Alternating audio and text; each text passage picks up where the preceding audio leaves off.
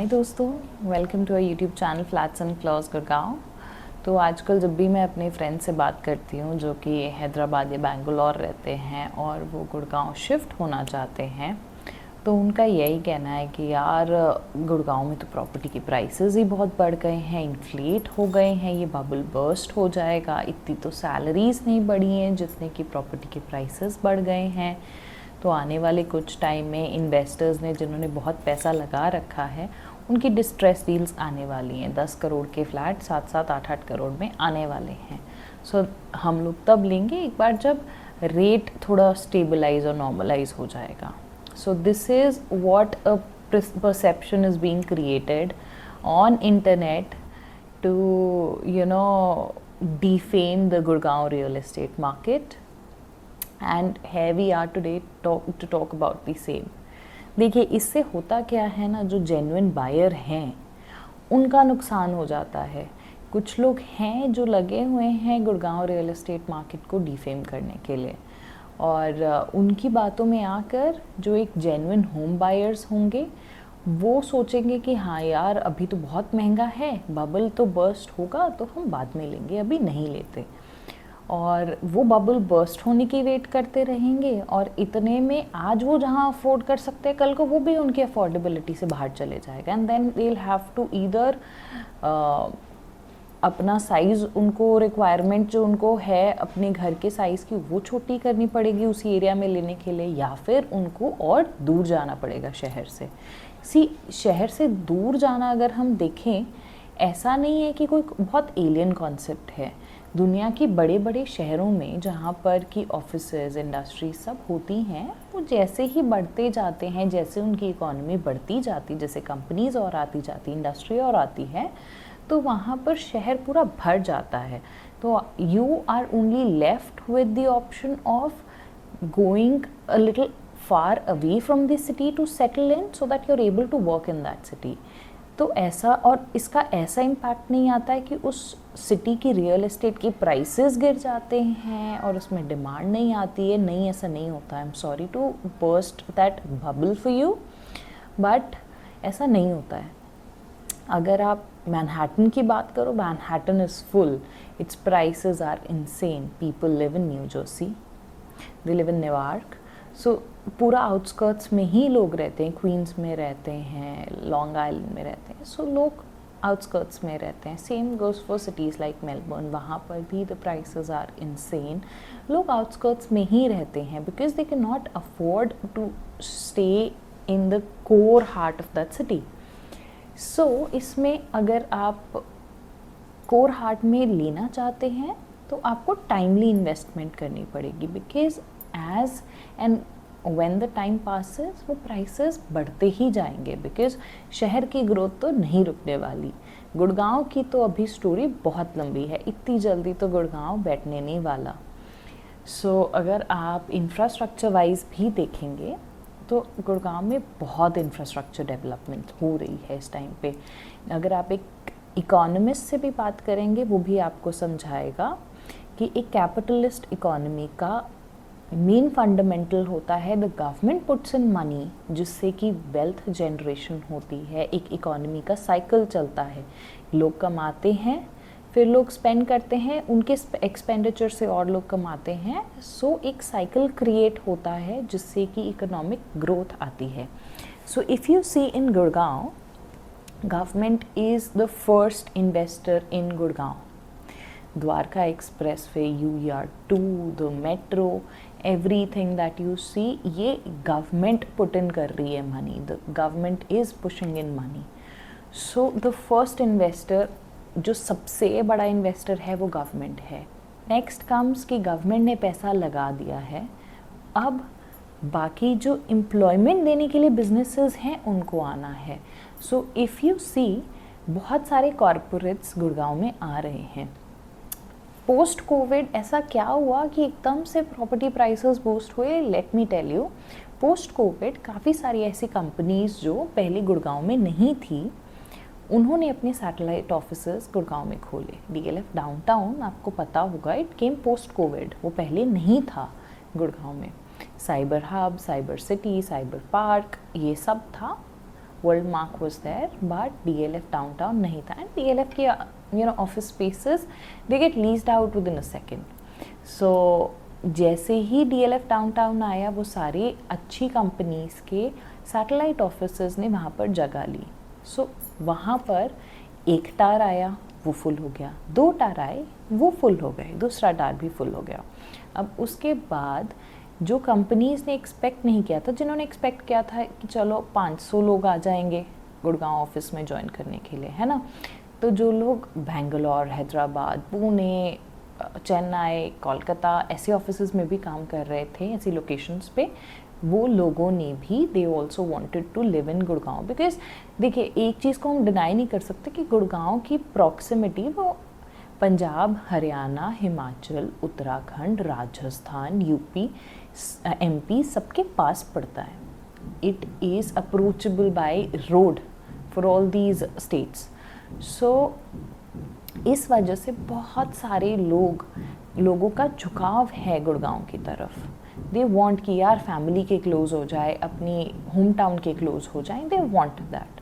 तो and there is nothing wrong about it, because हम सब इंडियन बच्चे अपनी फैमिली से दूर रह रहे हैं, but if given an option we'd love to stay at least in close proximity to them. अगर हम और सिटीज़ में जाकर सेटल होने की बात करते हैं, मुंबई, पुणे, चेन्नई, हैदराबाद, बेंगलोर, ये सब हम सब के लिए थोड़ा सा एक्सेसिबल बाय एयर ही रह जाता है. They are not so accessible by car. तो वो एक माइंड ब्लॉक फील होता है कि यार आपको बुक करना पड़ेगा, फिर आप जा सकते हो, खर्चा होता है, ये वो. सो उसके वजह से एक आपको हमेशा हिंड्रेंस रहेगी. सो एक वो बहुत बड़ा रीज़न है कि लोग गुड़गांव प्रेफर करते हैं.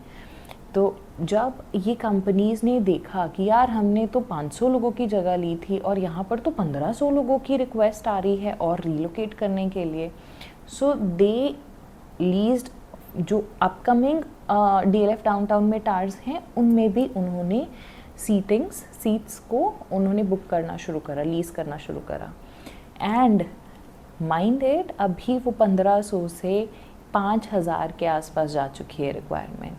So can you imagine the scale जिस पे ये बढ़ रहा है डिमांड कि यार हमें गुड़गांव में रहना है. It is an aspirational town.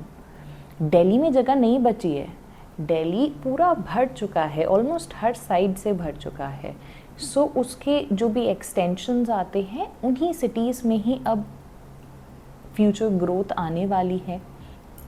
तो उस वजह से भी इफ़ यू सी काफ़ी ज़्यादा इन्फ्लो होने वाला है. अभी तो 500 लोग आए हैं, 1500 बाकी 1000 आने बाकी हैं. एक कंपनी की बात कर रही हूँ अभी मैं. I am not taking names, but these are big tech giants. So अभी तो ये आने बाकी हैं. And imagine the remaining 3500 of the 5000 requirement that thinking for 2030. तो बहुत लोग आएंगे और इसकी ग्रोथ स्टोरी अभी इतनी जल्दी तो ख़त्म नहीं होने वाली है. So those who are waiting कि इसकी गुड़गांव की भाई रियल एस्टेट अब गिरेगी, वो नहीं गिरने वाली है. The only people who are going to suffer loss over here is the genuine buyers, जिन्होंने यार घर लेना है, सेटल होना है.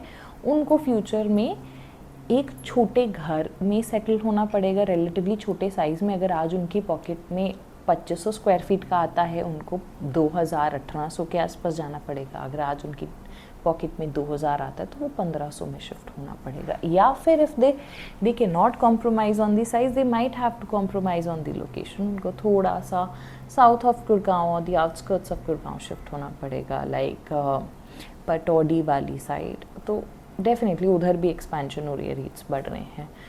सो मतलब अगर आप ऐसे लोगों के पीछे लगना चाहते हैं जो कि यहाँ से हैं भी नहीं, जो कि अपना ही प्रोपेगेंडा फैला रहे हैं, तो I mean we should just be a little more careful.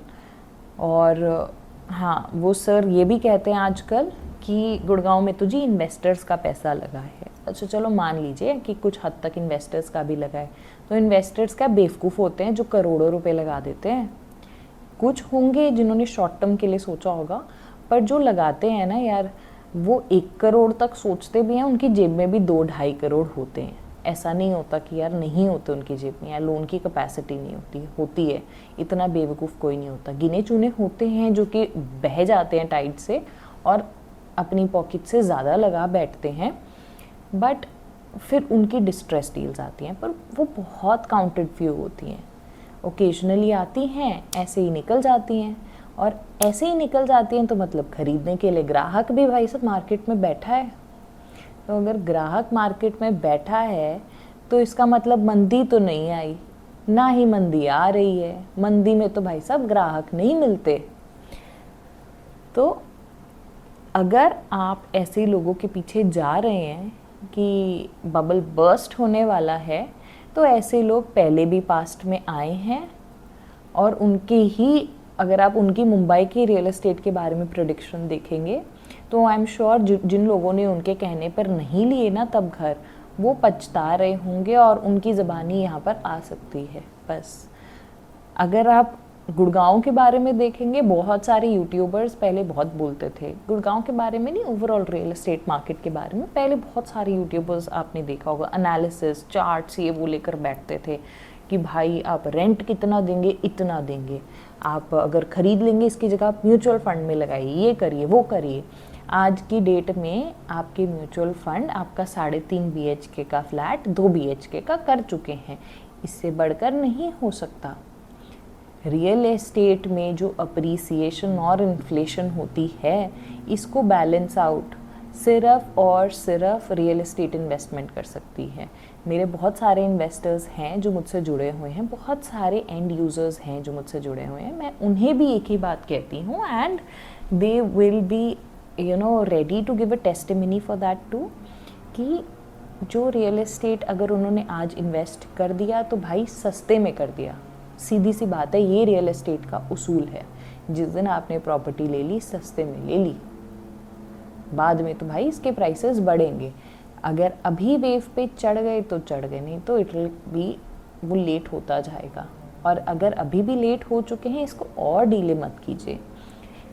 I would say real estate is one of the safest options. आपको अपने हिसाब से देखिए, रिस्क तो आप स्टॉक मार्केट में लगाएंगे, वहाँ भी होता है भाई। आप ना कंपनी के मालिक को जानते हैं, कंपनियाँ तो वहाँ पर भी बंद होती हैं, फ्रॉड तो वहाँ पर भी होते हैं।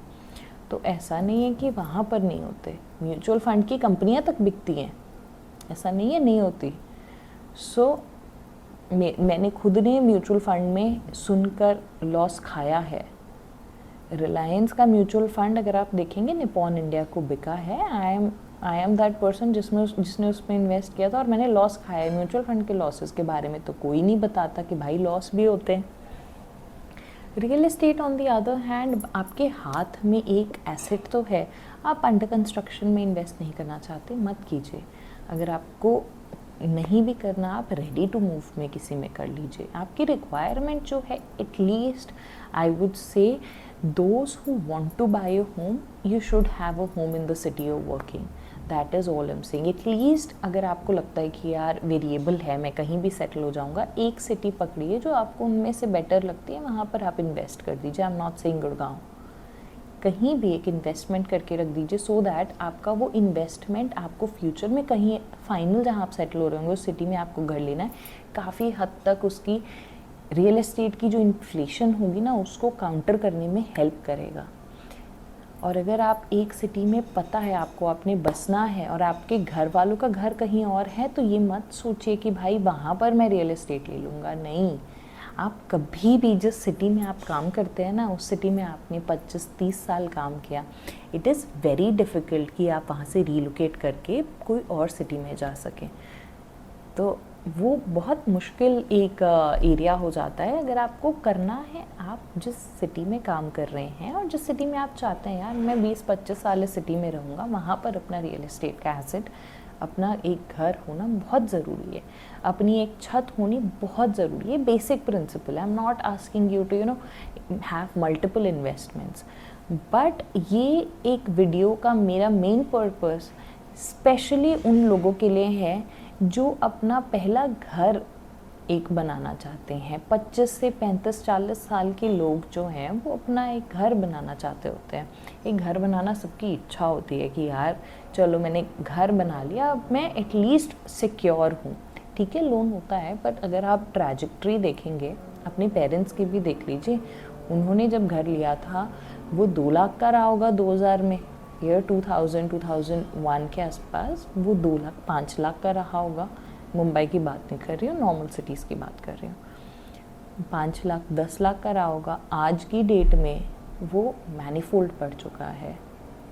एक बार वो देखिए, और अगर आप उसके ऊपर लोन देखें, 5 लाख के घर के ऊपर 4 लाख लोन भी था आज की डेट में, तो 4 लाख मतलब एक क्वार्टर की भी इजीली सैलरी होती है, एक क्वार्टर की सैलरी, मंथ की नहीं कह रही हूँ, लोगों की तो मंथ की भी होती है आज की डेट में, बट एक क्वार्टरली सैलरी तो 4 लाख इजीली कोई भी कमा लेता है। सो मतलब एक आप नॉर्मल सा थॉट लेकर देखिए, आजकल लोग यूट्यूब पे कुछ लोग ऐसे हैं जो आपको बेवकूफ़ बना रहे हैं अपने प्रोपोगेंडा फैलाने के लिए, और ये सब आप अगर ध्यान से एनालाइज कर पाएंगे, ये सब सिर्फ वो लोग हैं जो कि आपकी स्टॉक मार्केट में इन्वेस्ट करवाना चाहते हैं आप लोग से, वो आपको ब्रेन वॉश करेंगे, because they are the ones who are going to earn from you. You will end up losing in real terms. That is an unfortunate truth. I'm sorry to burst it to you. अगर आप देख पाएंगे तो please do see it yourself. Real estate में definitely phases आते हैं, ऐसे बढ़ता है ग्राफ, फिर ऐसे भी होता है, और एक स्टेबल भी होता है, बिल्कुल स्ट्रेट लाइन। बट स्टिल उसमें आप यू कैन नेवर प्रिडिक्ट वो स्ट्रेट लाइन कब आएगी। वो 2-3 साल के लिए आती है, बहुत लंबे पीरियड के लिए नहीं आती, वो बहुत लिमिटेड पीरियड के लिए आती है। पर जो ये टाइड आप मिस कर देते हैं ना, फिर यहाँ पर भी आपको पहुँचने में बहुत दिक्कत हो जाती है। Eventually you will break even at max. उसका क्या फ़ायदा, अपना घर आज ले लो ना। Again I am not saying this for investors. Investors भी इससे मतलब सीख सकते हैं कि अपना पैसा कैसे बढ़ाएं, अपना फंड मैनेजमेंट कैसे करें। एक डाइवर्स पोर्टफोलियो एक इन्वेस्टर के पास होना ज़रूरी है। रियल एस्टेट में भी लगाओ, स्टॉक्स में भी लगाओ, गोल्ड में भी लगाओ, बट एक डाइवर्स्ड इन्वेस्टमेंट होना ज़रूरी है। बट जब घर की बात आती है, I would still say it's more of a non negotiable thing. It is mostly emotion जुड़े होते हैं यार। हम फाइनेंशियली सिक्योर फील करते हैं, कॉन्फिडेंट फील करते हैं, आप अपने फाइनेंसेस अच्छे मैनेज करना सीखते हैं।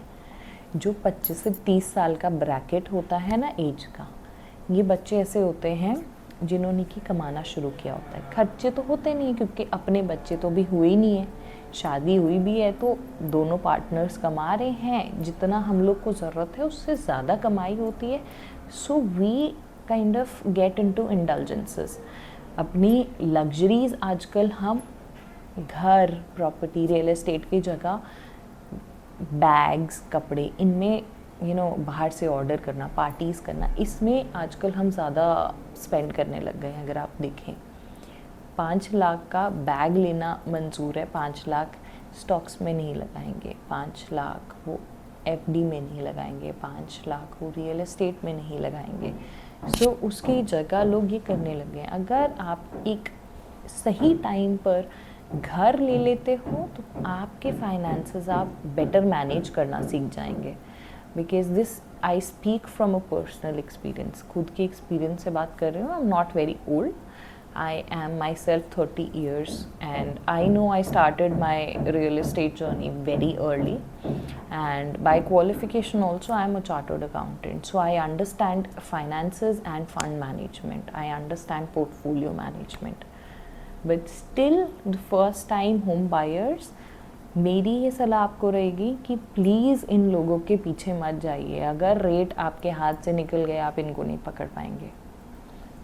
रिकॉल दैट टाइम जब यूट्यूब पे बहुत सारे फाइनेंस इन्फ्लुएंसर्स बैठकर एक्सेल निकाल कर दिखा रहे थे, ये देखो म्यूचुअल फंड में लगाओ, इतना रेंट आएगा, 5 से 10% 5% कैपिटल अप्रिसिएशन होगी, हार्डली 10% होएगी, इतना आपका रेंट बढ़ेगा, फलाना ढिमकाना। Rent is all consumable.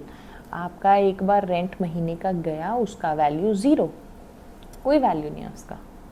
आपने वो पैसा अगर अपने ही घर में लगा दिया तो वो आप उसकी जो EMI भर रहे हो वो कैपिटल है, वो जुड़ रहा है आपका पैसा। इन दी एंड जो आप अगर ब्याज भी भर रहे हो ना, वो ब्याज भी बहुत छोटा कंपोनेंट रह जाता है आपके घर की एक्चुअल वैल्यू का। 2 साल पहले जिन्होंने घर लिया होगा वो आज सोच रहे होंगे, वो people can not afford the houses they live in today, because उन्होंने सही टाइम पे डिसीजन ले लिया। इसका मतलब ये नहीं है कि प्रॉपर्टी प्राइसेस बहुत ज़्यादा बढ़ गई हैं, आगे नहीं बढ़ेंगी, नहीं, पर उनका डिसीजन सही टाइम पर लिया गया। आपकी लाइफ में भी आपने देखा होगा ना, सही टाइम पर लिया हुआ डिसीजन आपको बहुत रिवॉर्ड कर देता है। इसका मतलब ये नहीं है कि फ्यूचर में आपको वो कभी नहीं मिलेगा। So those who missed an opportunity to buy a house in the past few years or who did not want to but now they want to, please इन लोगों की बातों में मत आना।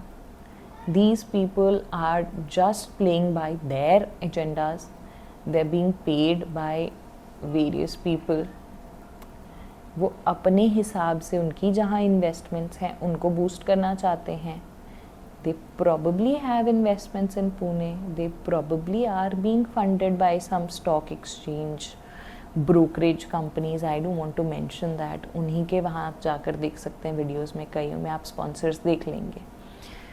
But anyhow, I still don't want to say take names here. But जो लोग लेना चाहते हैं, अगर I hope I am helpful to you guys. YouTube की रीच ज़्यादा होती है। जिन लोगों ने मेरे से घर लिया है, आई एम श्योर, मैंने उनसे टेस्टिमनीज ली हैं, दे आर सेटिस्फाइड, उनके रेट बढ़े हैं तो उनके पैसे बचे हैं। यहाँ पर आई जस्ट फील लाइक कि बहुत सारे लोगों का नुकसान हो सकता है ऐसे लोगों के गाइडेंस के वजह से, जैसे जो लोग आकर कुछ भी बोल जाते हैं अपने प्रोपेगेंडास को फुलफ़िल करने के लिए, एक जेन्युइन बायर का लॉस हो जाता है।